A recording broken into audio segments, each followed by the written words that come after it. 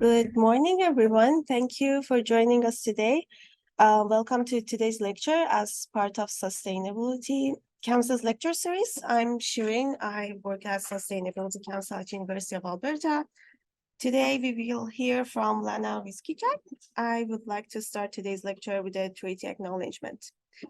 The University of Alberta respectfully acknowledges that we are located on Treaty 6 territory. This land is the ancestral space of the pimâtisiwin, Cree and Métis Nation, and the traditional territory of Blackfoot, Cree, Dene, Stoney Nakoda, Anishinaabe, and many other Indigenous peoples whose histories, languages, and cultures continue to influence our vibrant community. As a settler, I continue to reflect on what it means to live, work, and play on Treaty 6 territory, and I'm committed to growing my knowledge and understanding of these important histories and how I can honor the gifts of these lands. The Sustainability Council will works with all faculties at our university to spark learning, discovery, and citizenship for our sustainability. We offer courses and experiential learning opportunities for students, support sustainability research, put on sustainability awareness events, and engage with the broader community on sustainability initiatives. Our lecture series is a bi-weekly event which highlights sustainability research, teaching, and innovation over a range of topics with the goal of generating conversation on sustainability across disciplines. We are hosting a diverse group of speakers from both the University of Alberta and beyond to cover a number of topical issues related to sustainability and sustainable development. To find out more about the Sustainability Council's events and opportunities, feel free to browse our website or sign up to our newsletter. I will include the links in the chat, and for those who are here, you can find the sign-up sheet on the front desk there. Now I'd like to introduce today's speaker, Dr. Lana Whiskeyjack, and nehiyawewin or Cree woman, a scholartist from Saddle Lake Cree Nation, and is an associate professor in the Department of Women's and Gender Studies in Faculty of Arts, University of Alberta. Lana demonstrates innovative interdisciplinary Indigenous knowledge translation and mobilization through art-based practices, community-engaged research, scholarship services, and teaching. As a graduate from the first Indigenous governed educational institution in North America and former Indian residential school in the iyiniw, kiskeyihtamowin doctoral program at Blue Quill University, she has an excellent record of research and creative dissemination that is grounded with nehiyaww or Cree ceremony, nehiyawewin, Cree language, and nehiyaww worldview. We will hold a Q&A session after Lana's presentation, and there will be also an art exercise at the end. Now I want to welcome Lana. Thank you. Thank you. Thank you. So the title of this exhibition, this presentation workshop is iyiniw. I'm a human being of this land. I am from this land, and I'll be going through Cree, the Cree language, Cree, the importance of positionality, self-location, and helping us to connect to being, again, better human beings and from that Cree worldview. It's, oh, I forgot, I have to, there we go, okay. Just to remind people too, this is we just entered into, we had our full moon last Friday. It was beautiful. It was our iskwew, our leaf falling moon. So as we see outside, and again, coming from that Cree world view, like even our, like reclaiming our language, connecting to our calendar systems, it's been really important part of reconnecting to the land. What does that mean? Leaf falling moon, right? Which is, what's October? I'm sure there's, of course, a whole, but from this land, this is when our leaves are falling, reminding us to prepare. So awinakia, who am I? Lana Whiskeyjack Netigoso, no Nexoponetzik, Otsenia, Gua, Etoski, Anotapasneki, Amina, associate professor in the Faculty of Arts, and I'm from Saddle Lake Cree Nation, as was mentioned, and I'm introduce myself in my language as a reminder of my belly button connections.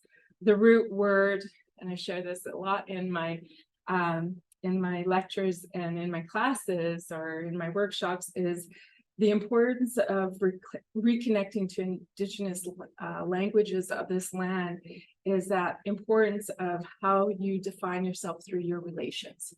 And so the root word for nêhiyaw, lazy English translation, is my name is, thaiyots'ĩ, I am from, but the root words of both those kind of introductions is thaiyots'ĩ or nêhiyaw, my belly button. So nêhiyaw is thaiyots'ĩ, kasun, it's like I'm behaving like my belly button.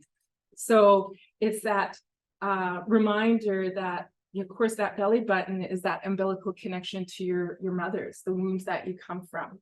It is that, it is also the metaphorical kind of connection to our Earth Mother, our Mother Earth.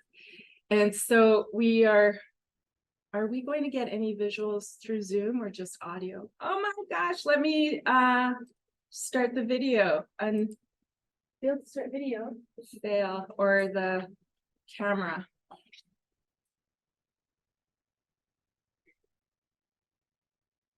Okay. Thanks for letting us know. Can you let me in? I just wanted to see if there are any questions and response. All right.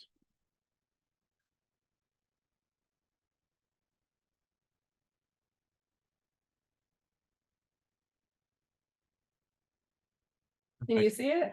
Can everybody see the slides? Yes, thank you. All right, now you get to see a baby picture of me.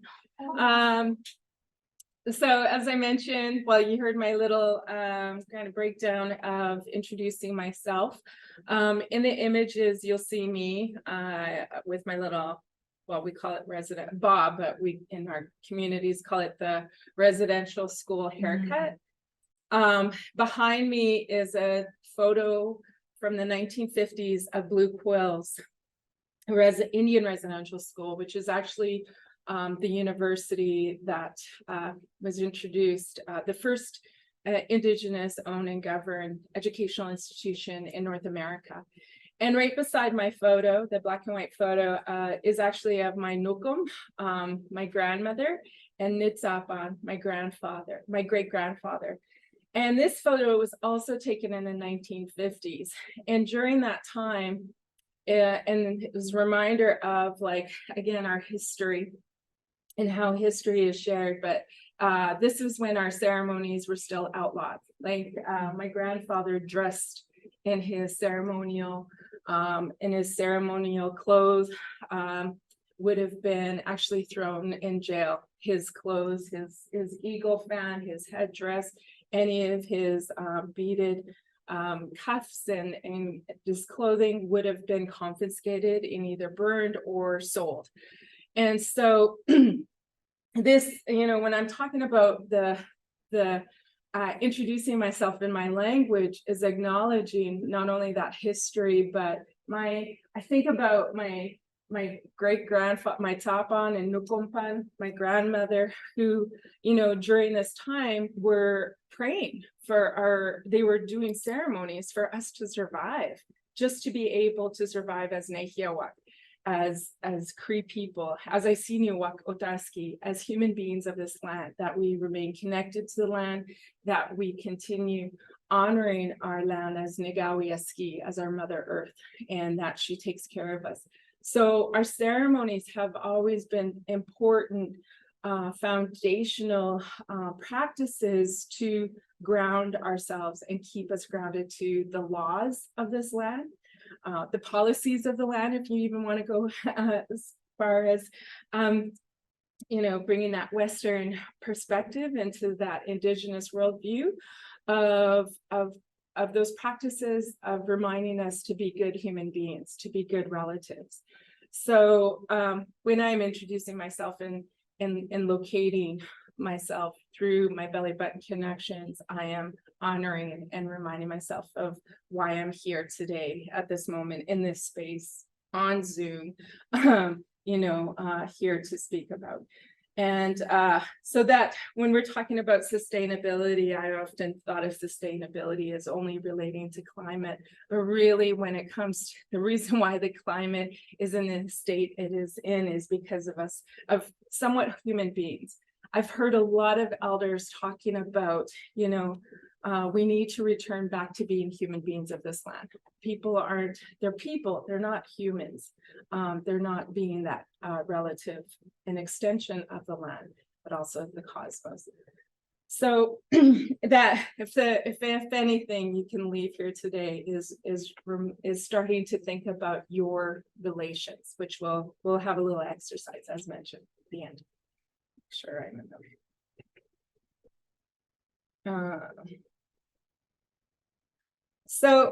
And then again, this is a photo here of Nitsapon, both my Nitsapanak, my great grandmother, my mother's grandparents, my grandmother's grandparents, and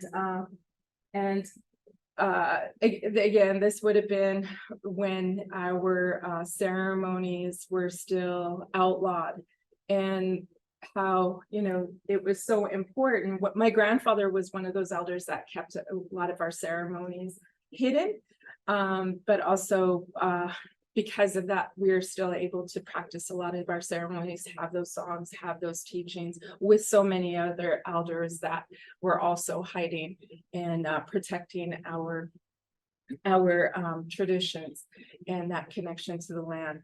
So a little introduction into, hopefully some of you have heard of thinking in 7 generations, right? And you think about sustainability, that's why we talk about it, is to sustain it for future generations.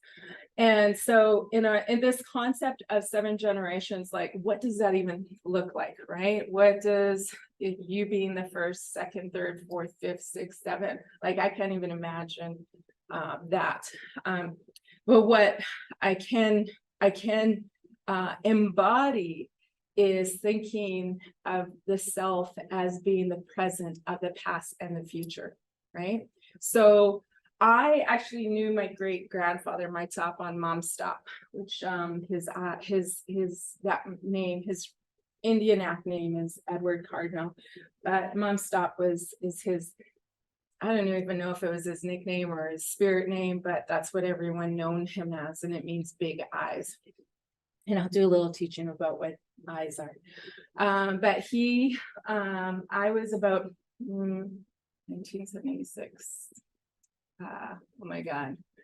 I was about 4 or 5 years old when my last memory of him, and he was turning 107 years, sorry, not 107. That would have been amazing. 107. And he lived up the hill in this tiny 1-room, bright pink, we call it the hot pink house. He only spoke, at that time, he only spoke English. And he used to actually speak Ukrainian. And then my great grandfather on my Whiskeyjack side used to speak French because of the French community of St. Paul, beside our res, but on the outskirts, a lot of the homesteads were actually Ukrainian settlers. So there was a lot of working, especially between Ukrainians and Crees, to help one another, especially during time of famine. But a lot of people don't realize too that the land given for free, I'm air quoting free, that was to get that land and to own it, you had to clear it within a certain time. And people didn't have a lot of, if they only came here with a small family, they weren't able to clear the land and of course have that land. So with the Ukrainians being so close to reserves, they were able to actually get cheap labor or labor in exchange for food from by working in that way. So there was a lot of actually very good relationships between So it was interesting finding out that he learned how to speak Ukrainian. So when I'd go visit him, he kept bread in a box under his bed. He'd pull it out with some jam, and he made sure to feed us as little kids, and then would serenade us. And that was my memory of going to visit him. And so there was that beautiful, and I think about how he might have felt when he would have us come and visit him and little rambunctious feral children. And of course we mostly went there to be fed, but and sang to, and but how he must have felt to see his future generations. And why would he sing to us, right? Like just like there was something so precious about those memories, and how and now myself as a mother and a grandmother, I'm like, holy, my love just expands. So my grandmother, Nukum means my grandmother, Nukumpan. She's no longer here in physical form. Those were her parents. Nigawi, my mother. Nia means me. Dance is my daughter. My daughter has a daughter, so Nufsim. And then my auntie, who would say, you lived a good life when you live long enough to meet your great-grandchildren, because you see your future. You see everything that you prayed for, you worked hard for, to see in these little spiritual beings. And so again, it was that reminder of the importance of the decisions and actions, the words, the behaviors that we express in this moment will impact future generations, right? So that's a little bit of how I see that 7 generations, is that each of us in this moment are a reflection of our past, but also as a reflection of our future, how we impact our future generations. So thaiyots'ĩ is a really important word. You will see this word a lot actually in Edmonton through certain policies of enacting this, and it means like the essence of being related. And it's like embodies everything about being related. And it means all living beings, which is practically everything, is your relative. It's not just between humans. And so when I say thaiyots'ĩ, being a human being of this land, from this land, it is that reminder again that she is my relative. She provides for all of us. And I have a responsibility to her to be a good child, in a sense, or a good steward, and that and to constantly work in my own way to be part of that, being a good relative, a good child, a good kin to her. And so there is another word for family, which is pimâtisiwin, of made up of 2 words, payak meaning one, and wamak is a pluralization of one, so that we are one of many. And so you don't see that even from these 2 words, that it's only related to your blood. It's about actually, even with the payak is about like your chosen family, right? And so it's very expansive. And we don't count. My auntie, one of my beautiful kin, Joanne, would say, she learned from an old lady who was in her hundreds, is that she was like, we don't count our children, we don't count our family members, because we have this traditional adopting practices where if we have grief and loss, we lost a mother, if we lost, heaven forbid, but if we had any loss, that we may meet someone who would come and fill that void, and then we would adopt them, right?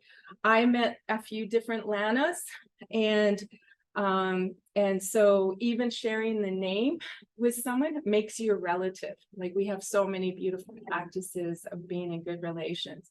So I would call them my kweme. I have a spirit name, and I met different people with the same spirit name, and I would call my kweme. Like, so So it's again like how we have so many beautiful practices on that, from that nuhelot'įne of building up and reminding us of being a relative. We also, I wanted to introduce this pastahun, which is some people, it's very hard to translate a lot of these Cree words into English without sharing a big story. So pastahun is being accountable for our actions, like energetically. And spirit comes first in our nehiyawêwin, our Cree ways of knowing and being, and so spirit always comes first. Whereas in an institution like this, your mind comes first, right? You only focus and work the mind. But in our Indigenous worldview, we actually focus and spirit comes first, which is why we usually start in ceremony and why I start a lot of my work and research in ceremony. So pastahun is almost like karma, right? That again, thinking about that 7 generations of what you say, what you do, your behavior, your actions, even your thoughts, you will be accountable for. And so this is the importance of, I'll get to that side of coming back to that point. So when we talk about the laws of the land, just like we have our Canadian criminal laws or the policies in our classrooms or our schools, right? Within our customary laws, our nehiyawewin is that we are reminded again through our connection to the land of the laws of the land. So in this image, you'll see an aspen, which is represents the law of nehiyawewin, honesty or truth. The sweet grass on the top, it represents kiskeyihtamowin, kindness and caring. The bison below represent thaiyots'ĩ, the essence of.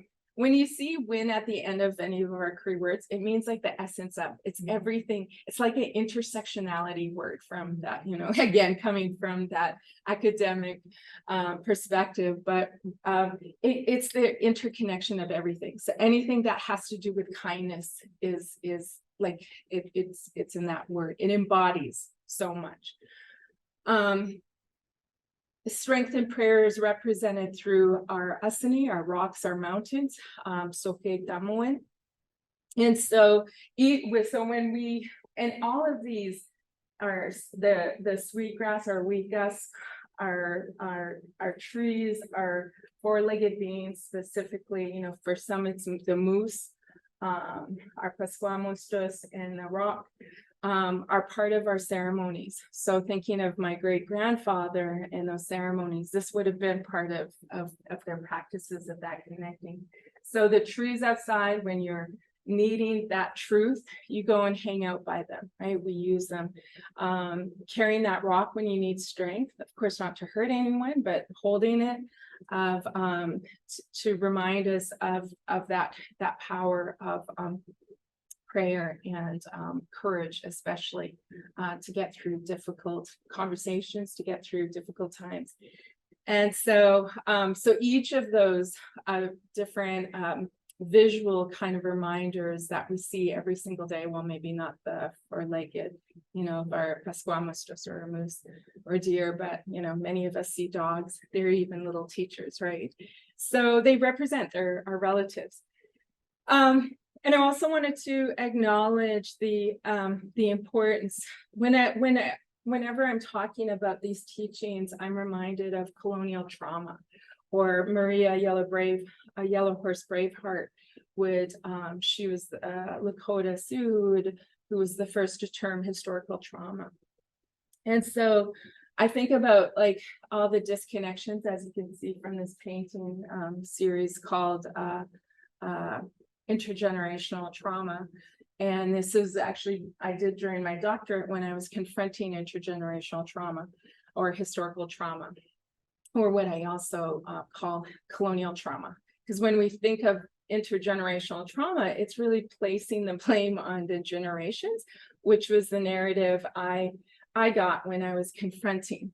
when I started understanding the roots of a lot of the traumas that we see within in Indigenous communities, and you just need to walk downtown to see a lot of that trauma manifested in our peoples there.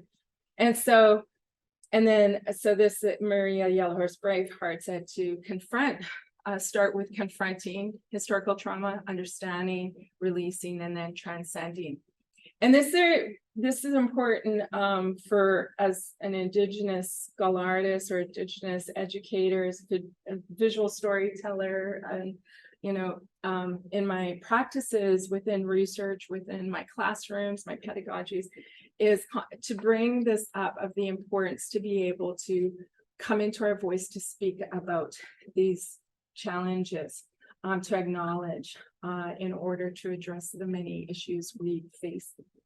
And so this painting again is a reminder of those thaiyots'ĩ connections and how much we actually inherit from our mothers, especially when science is catching up to our Indigenous knowledge of discovering, again, air quoting, discovering how, when women are pregnant, babies in utero are actually impacted by whatever our mothers experience. If they experience love, their babies are going to grow in love. If they're experiencing trauma, it's going to impact babies in utero. So, and these were really interesting because my grandmother, was a midwife, a traditional midwife, and was a birth helper.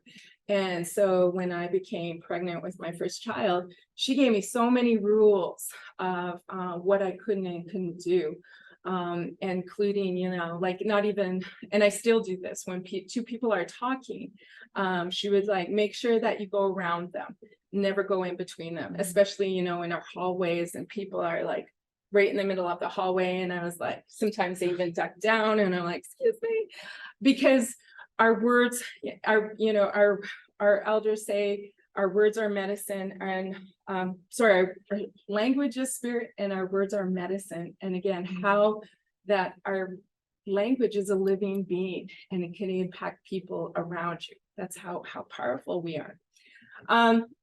And again, when I'm talking like using my arts practices, it's actually something that helps me not only create new neural pathways, but it helped me develop a language and coming into my voice. And so having been, I do art to basically become smarter about a lot of what I'm teaching. And one of my very beloved epic Dene artist from Cold Lake First Nation, Alex Janvier, still paints every day, and he's like in his late 80s. I'm really having a hard time with numbers today. Holy. He also went to Blue Quill's Indian residential school. And when he'd come and do art workshops at Blue Quill's, and we'd always talk about stories. He'd tell me stories of even told me about, some of the children that never left that space and would take me on tours. So we always knew there were children that were buried at those Indian residential schools. And so when we'd have these difficult conversations and I would be painting, he'd be like, Lana, if you want to paint something ugly, make it beautiful. So, through a lot of these different artworks are actually a lot of rage that I'm processing thanks to Maria Yellowhorse Braveheart work. I don't just paint, I also use all kinds of different mixed medias to come in, again, evolve my language of processing, not only while I'm learning Cree, but also learning to use English in a very grounded in Indigenous worldview.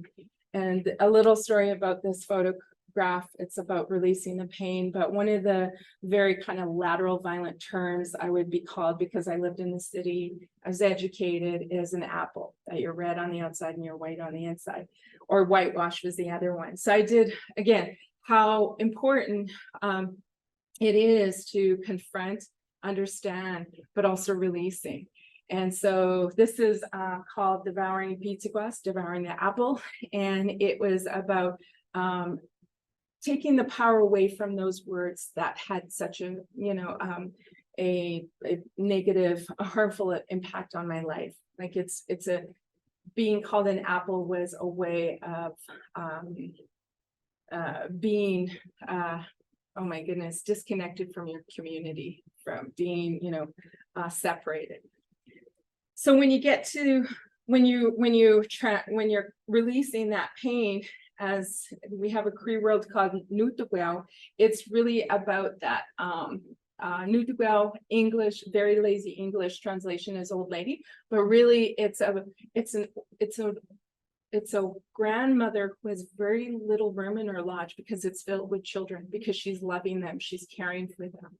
And so when you're transcending trauma, you're actually dealing with the trauma in your lodge and removing it so you can make room for love and wisdom. Oprah Winfrey and Dr. Bruce Perry call it like post-trauma wisdom, when you're able to transcend that.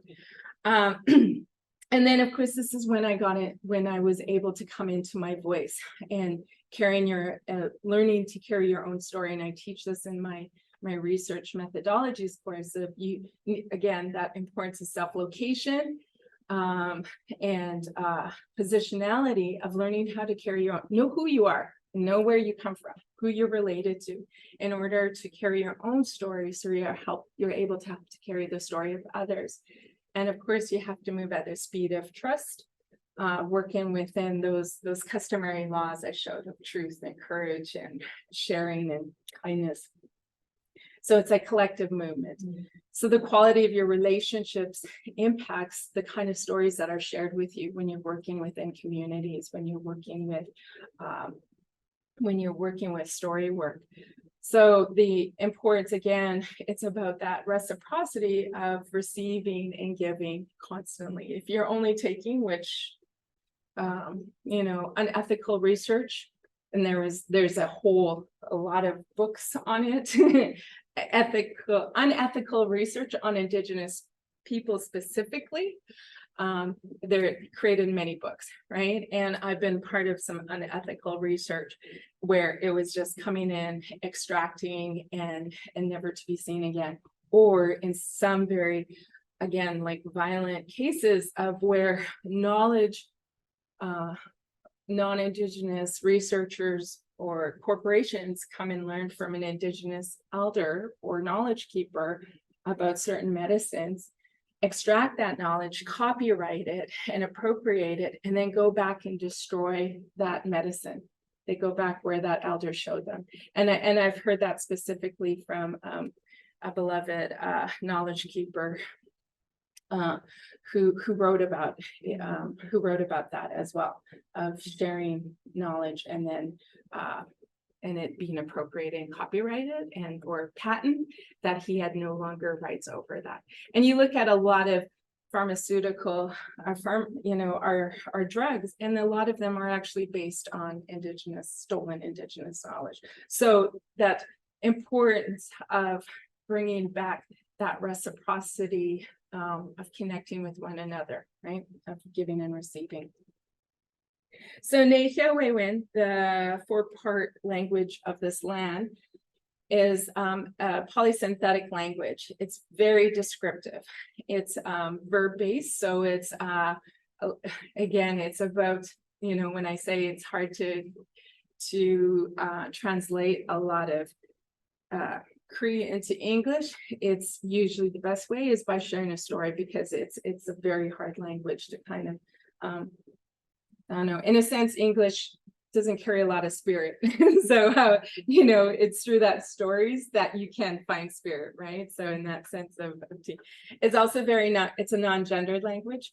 It isn't like, we don't have, the only pronouns we have is they, them, me, you.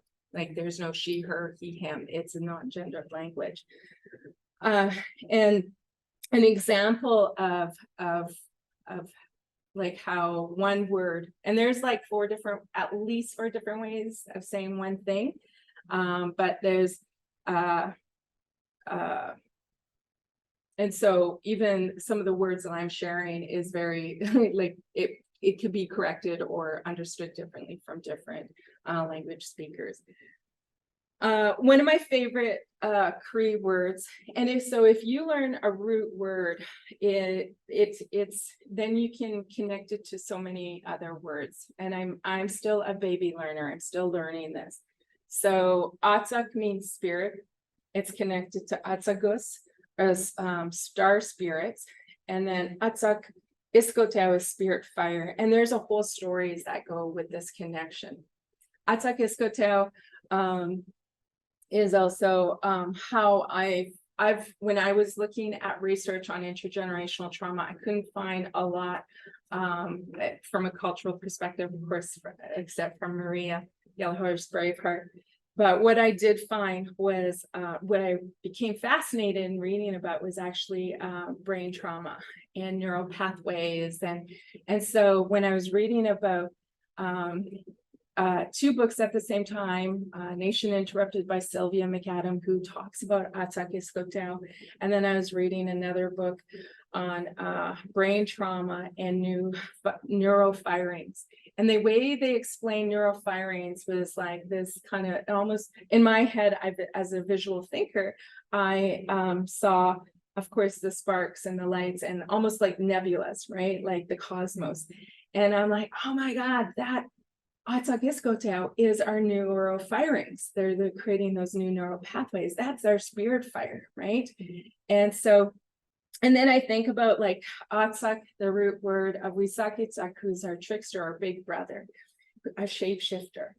And again, like that changes who's the they, them. They're like Cree. I often say that Cree language, or nehiyawewin.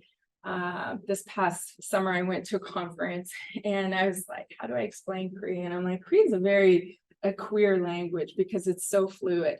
And so it's such, and it's beautiful in that way that it's always it's a very describing moments and relationships. So as I mentioned earlier, language is spirit and our words are medicine. And think about that. What does that really mean, right? Of language is spirit. And I've done research on this, went to many different knowledge keepers of what do we mean by language is spirit and our words are medicine. And it's about, being so connected to the land. It's love. It's all about connections and using our language in a way that is about nurturing, loving, being in that constant state of wakotwin. And words are medicine, of course, are most powerful. My great-grandmother told my nêhiyaw, my mother, that be careful what you say, because my mom saw someone, when she was a little girl, saw someone who was in a wheelchair and laughed at this person. And my grandmother corrected her behavior. Again, that bustahun. Watch what you do because it can come back at you. And so be careful because your words can be very harmful, right? But they can also be very powerful and supportive. I mentioned that my top one was named, well, it's still named Mom Stop. And so another beautiful way of how being a human being of this land and how it's so rooted in the language is kisik means day. It means sky. Miskizik means eye. And so again, why is the root word for eye sky? Kisigao is day. Kitsikizik is cosmos or heaven. And kisikwan is calendar. So these are just a few. There's many more, right? Because if you know that root word kisik, of that sky, but that relates again to sky as that divine light, and that important light that comes from Pisim, our sun, right? And our sun is again one of our, depending on who you talk to, is our brother, it's our grandfather, and that brings that warmth, that divine light that is part of. And again, why is it a part of our eye is to see the light in others, right? Is that reminder of constantly looking at that atsak iskwew in others. And so that reminder, when you're speaking the language and you're connected to the language of the land, in this case, nehiyawewin, that you are working in that spirit of that work. So another beautiful word I often like teaching is this wawiyasu, which means presenting your best selves and being in beauty, walking, speaking, being in beauty. And so you're constantly, when you're raised within, and I mean, one child often had, back then, women didn't have, like, even before my great-grandmother, women didn't have more than a few children. And so, but when in residential schools, my grandmother was taught, the more children you have, that you will get into heaven, right? It was like indoctrinated into a lot of our families. Of course, that's what being a woman was about, was being a mother and a wife. So, but when we are in, while we assume presenting your best selves, when you're raised by many older relatives to one child, instead of, you know, one mother to many, parenting many children. So our child raising practices were, our traditional parenting practices were so different than how we're living now. And that disconnecting to those teachings also, because you didn't have as much teachers, you didn't have as much mentors. And so we were taught to constantly be in this beauty of presenting your best self through your clothing, through how you talked and thought and shared. And you contributed to the community and to the land. And I mean, this isn't to romanticize, it was always hard. Wisakitsak is our trickster being, because he messed up all the time. And I like that our role model was a being that was constantly getting in trouble. And I'm like, that's the essence of being a human, is like, you're going to be, you know, walking on this really crooked path. And it's about having those good enough relations constantly surrounding you to keep in that truth, to be in that courage, right? So when another really good teaching, when I said kiskeyihtamowin, mio kiskeyihtamowin means like have a good day. Again, very lazy English language, but mio is connected to mio, the body, meaning the body, which is also connected to beauty and good. So it's all like, they're the same words that are so entered, that beauty or goodness and greatness is actually integral to the body. And reminding us that we are powerful medicine. And I already shared about the importance of self-location, positionality, knowing who you are, where you come from, helps you to be a better relative. When I was talking about mio pimâtisiwin, again, mio is connected to body, it's connected to beauty. Pimâtisiwin, so pimâti is walking or moving, the way you move on the land. And this is our word for health and wellness. We don't have words for health, and this is the closest word you can find for health and wellness, of being a good human, is being moving in that way as a good human being. So in thinking about this, of how do we carry our relations with us when we're self-locating? How do you carry your relations with you? How do you do that? Through, maybe you do it through skills. Maybe you carry one of your relatives' names. Maybe you're, you know, you work the same job as your mother or father did, or something, right? Like, how do you carry your relationship with you? How do you enact some of those teachings, especially connecting to the land? And how do we become better relatives to one another and to the land? So some thoughts to help us with our closing art practice.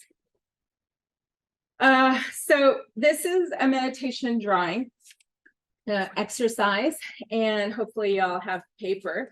And I try this in a different way. We're just going to do this for, oh, I have your phone. I need a little stopwatch.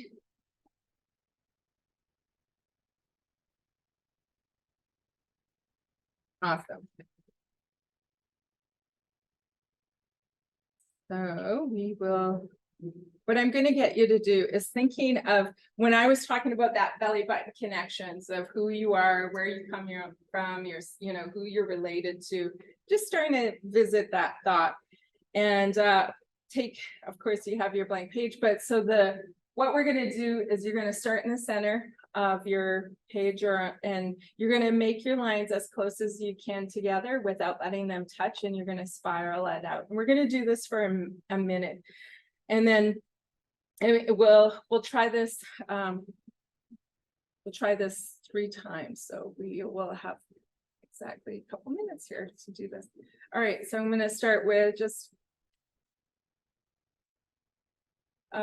taking a nice deep breath to get a little grounded, and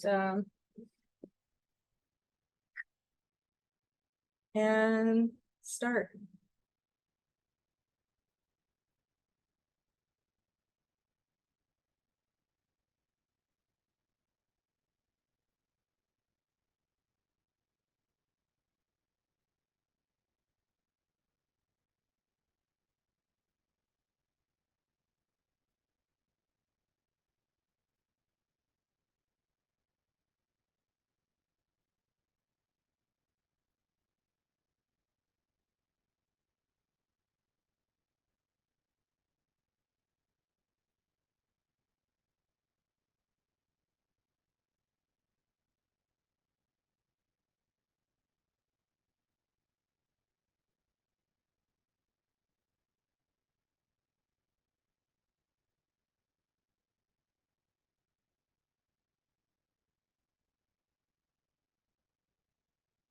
And stop. All right, we're going to do this again, but I want to challenge you and of course, when you have challenges like this, it helps with firing new neurons. So use your opposite hand. We're going to do this for 30 seconds, but I want you to, and this is a good little practice when you're stuck with thinking about something and taking a little art break. But this one, when you're making that spiral, if you have, just working with that breath and focusing. So we're going to do this one for 30 seconds, and you can start after you breathe, and start now.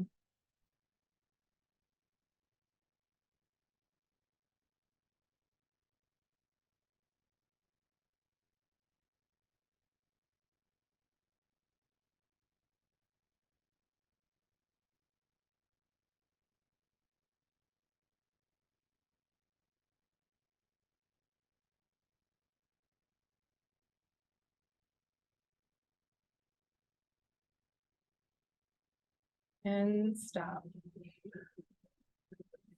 How's it? A lot of edges. Yeah. Well, let's go back to our dominant hand, and we'll do just when you start something that challenges you, it's good to sandwich it with going back to something familiar. So we'll get you to go back to, and then take a nice deep breath, and we'll do this one for another 30 seconds. Start.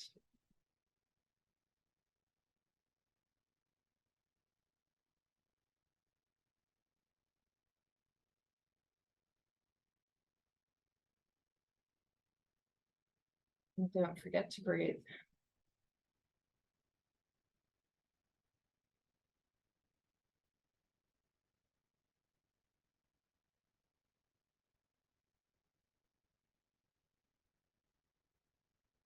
And stop. I've used this exercise a couple times, many times, and I think I give this as an exercise in some of my classes to get people to think about where they come from. And I'll do, the connections, because there's a lot of people there who are disconnected from family, they're disconnected from the land. So I'll get them to think about that, do the spiral, and then I'll get them to switch to their non-dominant and think about their disconnection, right? The disconnection from family or from the land, or and then reconnection, going back to dominant. And so I challenge you to try that out and then critically kind of journal about it, because it, again, building up that neuroplasticity helps with getting us to really think about our place as humans on this land. So with that, thank you very much. Here are some resources. You can check out some of my my research work and connect if you'd like.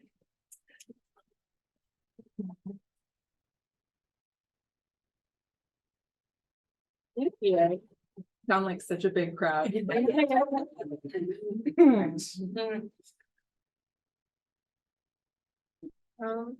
you so much, everyone. If you have any questions, please type in the chat.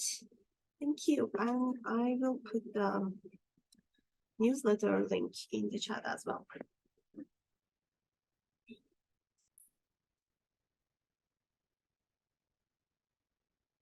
Then they all just have a blank screen. At least they have something to look at.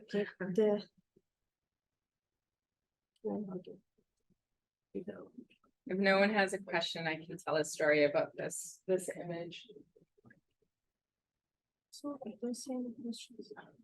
Just gratitude. Excellent. I like that. Oh, yes. Great presentation. I do have a question. I have two questions, but I'll go with the one in relation to the art that you showed in your slides. Who are the artists behind those art? Majority, okay, sorry, I did have them. So majority of the paintings, actually all the paintings are mine. I'm the artist.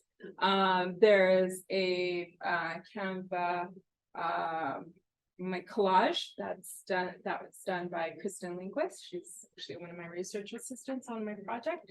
And then I think the stars photos was Microsoft stock photos from Microsoft Docs. Do you make friends with the art, or? I do, and they're available. I co-own an art house called Whiskeyjack Art House.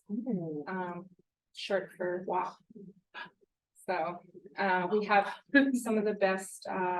We collaborated with pimâtisiwin, who's Scott Eiserhoff, who's from Attawapiskat, and he's award-winning chef. So if you want to try some really delicious sandwiches, come to the art house and have coffee with sweetgrass, sugar sweetened with sweetgrass. So that's that. That was your first question? That was my first question. I'll sit on the second question and let the audience ask the questions.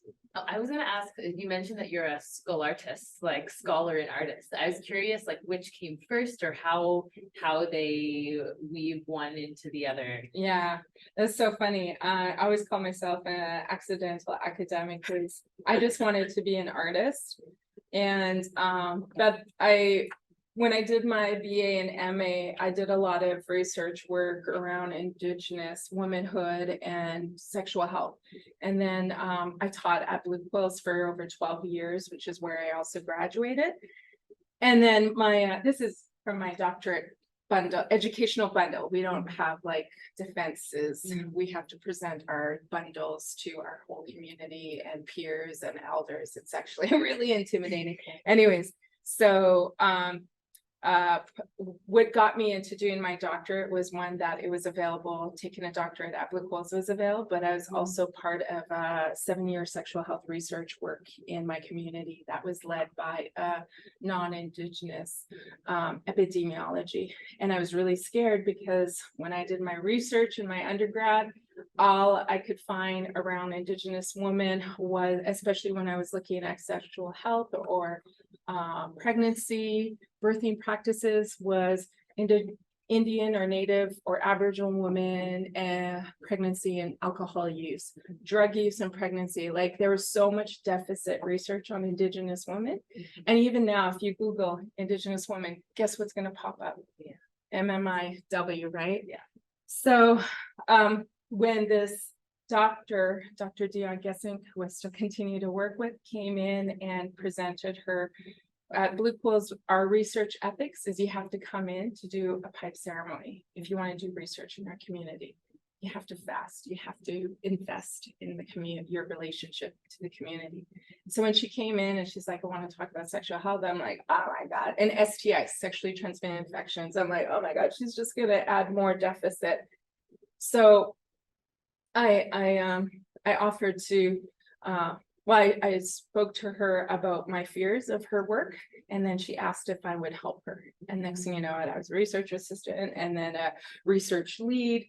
And then I started my doctorate, and now I'm here. Slippery slope. So that's what happened. So you'd say you're like an artist first, and then One of the things, thank you for reminding me, one of the things that as a community-based researcher was that my community needed resources. So I used, and again, reminding when I started helping Dion or Dr. Gessing, I was like, I want to make sure that we're contributing to strength-based resources, strength-based, work. And so I created my first digital stories were all about through that Sage and Sweetgrass channel is actually based on our sexual health research work, which has nothing to do with sex, but everything to do with sexual health. It's because they're based on traditional teachings, which is my art. So I've used art, and as an artist, that again, that's how I was able to communicate with my community. When we talk about literacy, to me, Indigenous people are very highly visual literate. We have a way of communicating through images and metaphors. Again, wonder why our language is very descriptive. We're painting pictures constantly. And so having, being able to use my art, one, to connect and create courageous spaces to talk about sexual health was one of my, and I've been doing this for a long time. It wasn't until I came to the university that people were like, oh, you're an arts-based researcher. Oh, you're a research creation. I'm like, what are these words? What? So I didn't even know, but this is how I've always done my academic work, was through art first, as a way to analyze, process, all of that. But yeah, I didn't know. So that's where that comes from. Yeah, I'm an artist first. okay. It looked like people online might be interested in hearing the story behind the picture if you have time. Yes, so this is the day at Blue Quills. We gathered 4 times a year for a whole week, and that's how we did our block courses, which was in we always were gathered in ceremony, and then we did kind of our circle dialogues, learning our Indigenous pedagogical work. And then so my bundle included the sexual health research work, my digital stories, my artwork, my final art project, because I worked in sexual health. I looked at intergenerational trauma. Like, I went through depression. and we actually talked about that in our doctorate work, is that depression was part of our learning, because we had to confront, brave, going back to Braveheart's work, right? And so I worked really hard in being able to learn to come to carry my own story in order. That's what research is. Learning it from an Indigenous perspective is learning to carry your own story so you can carry the story of others. And so this was the day I had to present my educational bundle, my learnings, my findings, all of that. And then we had a giveaway ceremony, because that's part of our traditions. And so I got earrings for my family, little Whiskeyjack beaded earrings. And this is my granddaughter. And my nehiyawêwin, that's my mentor, my little mother, my auntie. And she, so when I gave the gifts, my granddaughter was really excited and wanted to put the earring. You can see the earring, the little Whiskeyjack earring on one ear, but her other whole earring hole was closed. So here's me trying to, I'm like, maybe we can go get yours. But she's like, no, I want to wear it now. Can you just push it into my ear? And I'm like, no, because that will be painful. She's like, I don't care. She's like 4 years old. And I'm like, no, because I'm like, I don't want to hurt her, right? And my auntie is like her grandmother. My auntie's like, just do it. She wants it, let her, like, and then, so it was like this, her telling me to, re-pierce her hole with an earring, with just an earring, and this 4-year-old or yeah, she was 4 or 5 years old, telling me, you know, crying for me to do it. And I'm like, what? This does not make sense. So I did it. We did it. And I was crying more than her. She was so happy that we were able to do it. But I'm like, oh my gosh, trying to convince her, no, I don't want to hurt you. But it was just this. My best friend, who's a photographer, and captured this moment, and thought it was like this incredible, like everything I'm doing. And again, that 3 generations, right, of exploring. And yeah, so it was just a beautiful moment of learning for me and being bossed around by you know, our future generation. Yeah, And that's you know, making me do something I didn't want to do, but I did it. Yeah. So that's the story. What intensity. Thanks for sharing. You're welcome. Well, thank you.